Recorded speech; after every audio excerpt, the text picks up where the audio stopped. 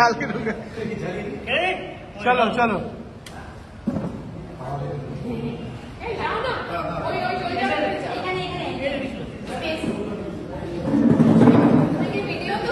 হ্যাঁ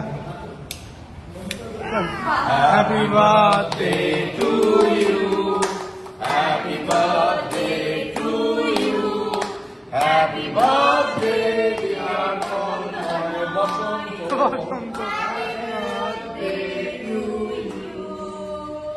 খুব ভালো থাকো। Tanmoy one of my favourite actor. আমি খুব কম দিনে ওর সাথে আলাপ হয়েছে, বাট অসম্ভব ভালো একজন অভিনেতা। Thank you thank you. Haribabu কি বলবো, অনেকটা স্ট্রাগল করে, কারণ ওর যেখানে বাড়ি সেটা বাঁকুড়ায়, সেখান থেকে আয়নায় মানে সামনে দাঁড়াতেও ভয় লাগে, যা দুঃখ, সেখান থেকে এসে অসাধারণ অভিনয় করে। আমার ভীষণ প্রিয় হয়েছে এবং আমাদের ইউনিটও আমাদের ভীষণ প্রিয়।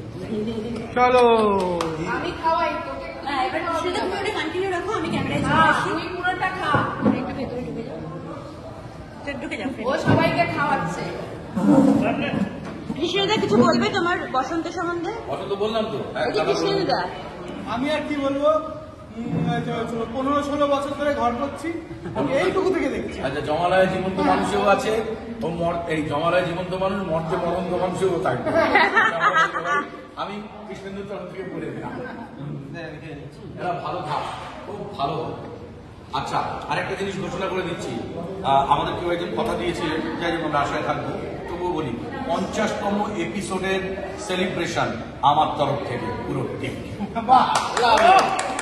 দাউন দাউন নাচমন তুলে দিয়ে আসতে পারবো। Thank you thank you thank you. হরিগোসাল গল্পকে অনেক অনেক অনেক অনেক থ্যাংক ইউ। কিছু বলার নেই, কিচ্ছু বলার নেই।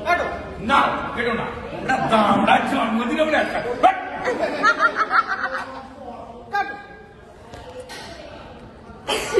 এই সত্যি কাটিস না